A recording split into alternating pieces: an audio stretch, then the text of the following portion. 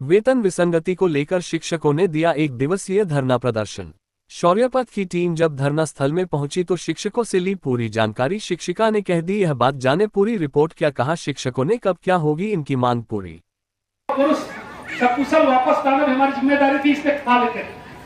ये तो अभी भी शरीर इतना अच्छा है कि अगर कोई सिंगल जवान भिड़ना चाहेगा तो जवान को जवानी आप दिला दीजिए अभी भी।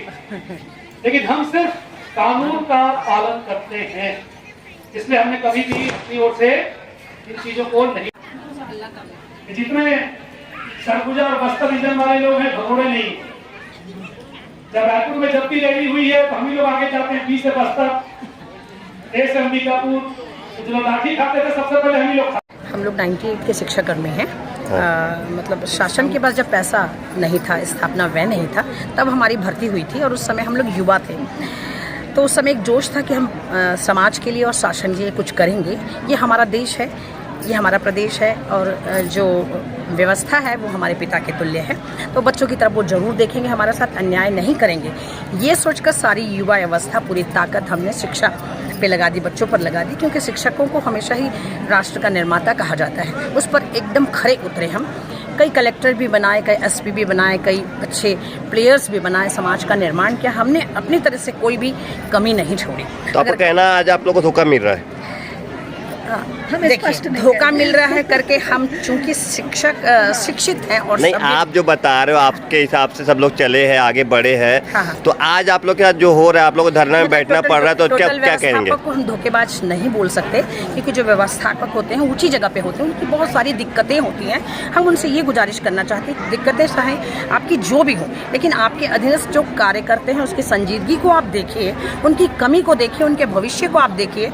और इतना लंबा जो समय अंतराल है हमारा काम करने का, उस ड्यूरेशन को भी आप देख के करिए कि लगातार न होते हुए भी हम काम कर रहे हैं, कभी हार नहीं रहे, थक रहे, एक विश्वास के आधार पर कर रहे हैं। चूंकि आप पिता तुल्य हैं, ऊंचे दर्जे पर बैठे हैं और कुछ हमारी वजह से भी हैं आप लोग हैं, तो आपको तो हमारे तरफ देखना ही होगा। सवाल फिर वही है मैडम कि साल भर होने को जा रहा है। हाँ। सरकार के बारे उन्होंने आपकी बात नहीं सुनी, क्या कहेंगे इसके बारे में? मतलब ये तो इतिहास ही है कि जो व्यवस्थापक होते हैं बहुत देर तक सुनते नहीं हैं, और जो हड़ताली होते हैं वो भी बहुत ही कर्मठ होते हैं और जद्दी भी होते हैं कि उनको जब तक सुनाते नहीं हम लोग रुकते भी नहीं। मतलब आप लोग आज धरने में बैठ रहे हो, एक दिन के बच्चों की हाँ, पढ़ाई रुक रही है, बस, तो उसको क्या बोलेंगे? मतलब उनके इसके लिए जिम्मेदार हम कदाचित नहीं है। हमारे पास कमी नहीं होती है तो हम कभी स्टैंडों पे आते नहीं, और बच्चों की भरपाई करने की बात होती है तो वो हम शिक्षक हैं, वो हमें मालूम है कि वो बच्चों की आग की कमी हमको कैसे करना है।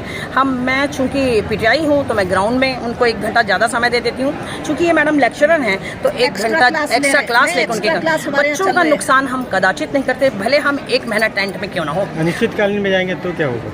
अनिश्चितकालीन में जाएंगे तो वही होगा कि 2-2 घंटे रुकेंगे और एक्स्ट्रा क्लास लेंगे। बच्चों का नुकसान तो हम कदाचित नहीं करेंगे। बच्चे अगर टाइम में अगर ट्यूशन जा रहे हैं तो आपको टाइम कैसे देंगे वो? क्योंकि हम गांव परिवेश के हैं। नहीं, मैंने आपको बोला कि अगर आप जो टाइम दे रहे हो बच्चों को, हाँ, वो बच्चे ट्यूशन गए हुए हैं। जहाँ हमारी पदस्थापना है वो एकदम गांव है, बच्चे ट्यूशन की पहुंच से बाहर हैं, वो हमारे ही कब्जे पे हैं। हम एन प्रकार उनकी कमी पूरी कर देंगे। सभी तरह के लोग आए हैं, सभी जगह से आए हैं। हाँ। आप अपनी बात रख रही हैं। मान लीजिए सिटी की बात करें तो क्या? लगभग ये पंचायत के ही भर्ती वाले लोग हैं, लगभग लोगों का सब ग्रामीण ही पोस्टिंग है, बस बहुत कम लोगों की शहर में पोस्टिंग है। हम सब तो गांव में ही हैं, तो गांव के बच्चे तो ट्यूशन के पहुंच के बाहर होते हैं, भले उनके पास पैसा जरूर होता है लेकिन पहुंच नहीं होती उनकी। तो इसलिए हमारी महती जिम्मेदारी होती है कि बच्चों का हम नुकसान कभी नहीं होने देते, भले हम 6 महीने हड़ताल में क्यों न रहें। ये चूँकि हमको राष्ट्र निर्माता बोला गया, उस पर हम कभी कमी नहीं छोड़ते हैं। जब हम इतनी ईमानदारी से काम करते हैं तो बड़ी ईमानदारी से ऊपर वाले को हमारी तरफ देखना चाहिए। जिद है हमारी और हम मनवा के रहेंगे। हम संविलियन के लिए बहुत पेंचीदे थे कि नहीं संविलियन हो ही नहीं सकता, लेकिन संविलियन हो गया। तो हमारी गणना जब से हम कार्य कर रहे हैं उसको क्यों नहीं गिना जाए? क्या ये नैतिक है कि अनैतिक है? और मैं आप लोग से भी कहना चाहूँगी, चूँकि आप लगातार हमारा साक्षात्कार ले रहे हैं, अब बुद्धिजीवी हैं, चिंता के विचारक हैं और पत्रकार हैं, और पत्रकार की भूमिका इतनी अहम होती है। एक पत्रकार चाहे तो पूरे भारत देश को अपनी उंगली पर नचा सकता है, ये पावर आपका है। हमारी इस प्रस्तुति को आप किस तरीके से प्रशासन तक लेकर जाते हैं, ये जिम्मेदारी आपकी भी है, क्योंकि आप भी हमारे समाज को बिलोंग करते हैं। Thank you ma'am. अपना नाम परिचय देंगे पहले तो? Sushila Sharma, lecturer government higher secondary school Anakpur, Makdi block है हमारा, फोंडा गांव है। ये बताएंगे आज के धरने के बारे में? आज का धरना ये तो अभी अंगड़ाई है, आगे बहुत बड़ी लड़ाई है। हालांकि हमारी सरकार संवेदनशील है, समय समय पर कार्य करती आ रही है, लेकिन हम चाहेंगे, इतना सारा हो गया है, वो हाथी निकल गया पूंछ बची है।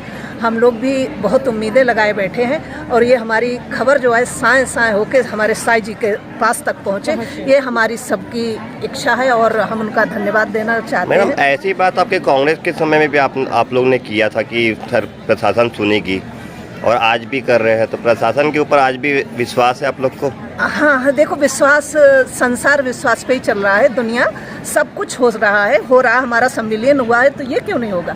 निश्चित होगा, हमें भरोसा है और बहुत भरोसा है। भूपेश जी पे भी भरोसा था, थोड़ा सा उन्होंने तोड़ा, हालांकि उन्होंने काम किया है, ऐसे नहीं कहेंगे। और वो देखो, अर्श पे हैं, हम फर्श पे हैं, हम तो कर्मचारी हैं। अपने जितने भी लोग हैं, जितने भी पदाधिकारी हैं, जितने भी हमारी शासन प्रशासन से, उनसे गुजारिश कर सकते हैं, उम्मीद कर सकते हैं, और हमेशा उम्मीद पे दुनिया कायम है और हम जीत के रहेंगे, ये भी पता। अगर मैडम फिर से अगर आप लोग को अगर वो धोखा मिल गया तो क्या करोगे? नहीं, धोखा तो नहीं मिलना चाहिए, तो हम तैयार हैं। Old is always gold. आगे चलेंगे और हमारी लड़ाई जारी रहेगी, संघर्ष तब तक जारी रहेगा जब तक कि हम हासिल नहीं कर लेंगे अपना मुकाम। घोषणा पत्र में भाजपा ने ऐसा किया था घोषणा? हाँ, घोषणा पत्र भाजपा का तो शुरुआत से रहा है।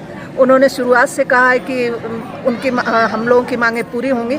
बहुत सी जगह पे हम लोग संतुष्ट हुए हैं, किया है, और हमारी सरकार, वो हमारे अधिकारी हमारे प्रशासन में है, शासन प्रशासन में है, और एक बच्चे के साथ, एक ही परिवार के 2 बच्चों के साथ भेदभाव नहीं होना चाहिए। ये तो उन्हें स्वतः ही कर देना चाहिए, हम लोगों को कहने की अभी तक क्यों रुके हुए हैं?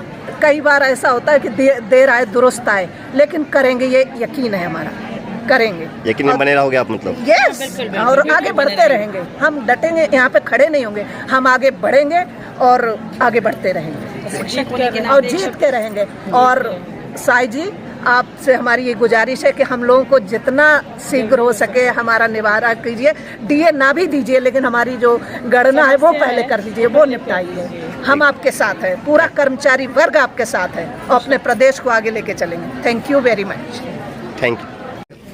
मैं चंद्रकांत सिंह ठाकुर, छत्तीसगढ़ शिक्षक संघर्ष मोर्चा प्रांतीय सह संयोजक। आज के धरना के बारे में बताएंगे?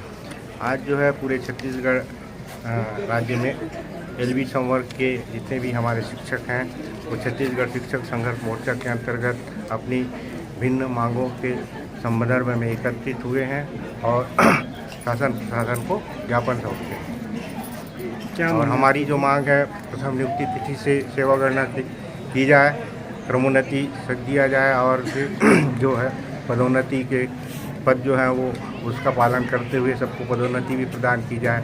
ये सब जो मांग है हमारी प्रमुख मांग पूरी नहीं हुई तो क्या करोगे? मांग पूरी नहीं होने से हमारी जो अगला जो चरण क्रमबद्ध जो रखा गया है, उसके तहत हम अनिश्चितकालीन आंदोलन भी करने के लिए तैयार हैं।